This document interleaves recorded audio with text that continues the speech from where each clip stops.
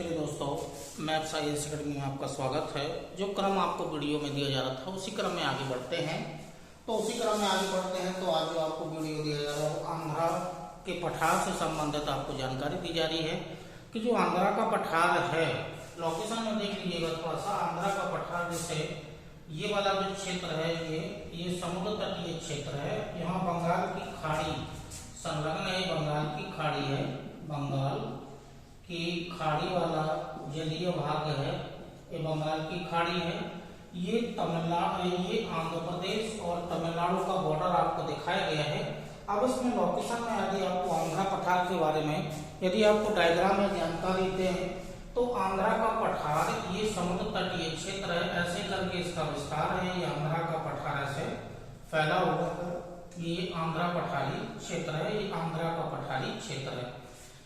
ये समुद्र तटीय क्षेत्र है, यानी कि ये जो लोकेशन है, ये लोकेशन जो दिखाई गई है ये पूर्वी घाट है, पूर्वी घाट संलग्न है। उसके बाद ये तटीय क्षेत्र मिलेगा, ये तटीय क्षेत्र है और तटीय क्षेत्र और बंगाल की खाड़ी का जलीय भाग है। तो लोकेशन में देखिएगा कि आंध्रा का पठार के पूर्व में पूर्वी घाट का विस्तार है, पूर्वी घाट के जस्ट नीचे समुद्र तटीय क्षेत्र का विस्तार है। पश्चिमी भाग में ये आंध्रा का पठार फैला हुआ है। लोकेशन में देखेंगे तो आंध्रा का पठार मतलब ये हुआ कि इस क्षेत्र में ये दक्कन ट्रैप का क्षेत्र लगा हुआ है, दक्कन ट्रैप का क्षेत्र लगा हुआ है। इस क्षेत्र में आएंगे तो कर्नाटक का पठार लगा हुआ है, ये कर्नाटक का पठारी क्षेत्र है। और इसके जस्ट पूर्व में ये जो संरचना आपको दिख रही है ये आंध्रा का पठार है। आंध्रा के पठार को ऐसे करके आएगा तो आंध्रा के पठार को ऐसे करके ये कृष्णा नदी है, ये कृष्णा नदी है। कृष्णा नदी आंध्रा के पठार को दो भागों में बांट देती है।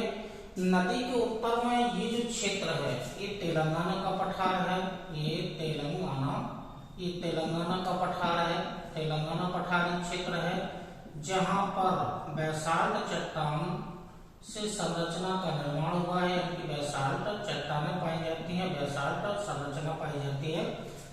कृष्णा नदी के दक्षिण में जो विस्तार है ये रायलसीमा का पठारी क्षेत्र है, यानी कि रायलसीमा, ये रायलसीमा का पठारी क्षेत्र है। तो ये रायलसीमा का पठार है जो मुख्य रूप से आंध्र प्रदेश में है और तेलंगाना का पठार तेलंगाना राज्य में है।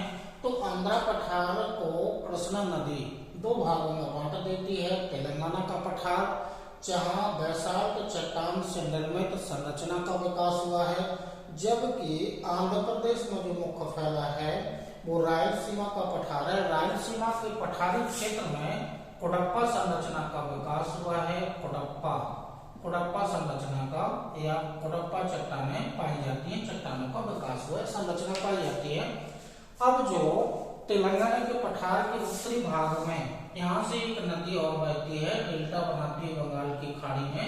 ये दोनों नदियां गिर जाती हैं। नदी का नाम है गोदावरी नाम की नदी है, ये गोदावरी नदी है जिसका संबंध मुख्य रूप से दक्कन ट्रैप से है।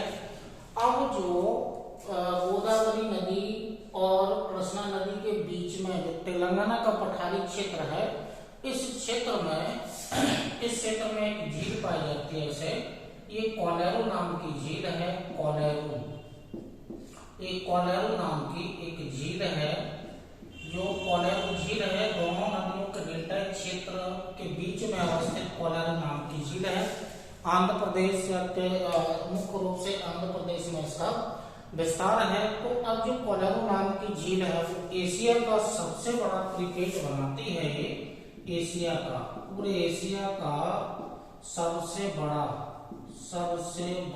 क्रिकेट यानी कि दलदलीय क्षेत्र क्रिकेट बनाती है, दलदलीय क्षेत्र बनाती है कोलेरू नाम की झील। अब जो तेलंगाना का जो पठारी क्षेत्र है बैसाल्ट चट्टानों से निर्मित है। वनस्पति के रूप में यहाँ पर जो मानसूनी वनस्पति मुख्य रूप से पाई जाती है और रायलसीमा के पठारी क्षेत्र में सघन सदाबहार विषुवत रेखी जैसी वनस्पति पाई जाती है। तो वनस्पति के बारे में अब जो रायलसीमा का पठारी क्षेत्र है, रायलसीमा के पठारी क्षेत्र में कुछ पर्वत श्रृंखलाएं फैली हैं।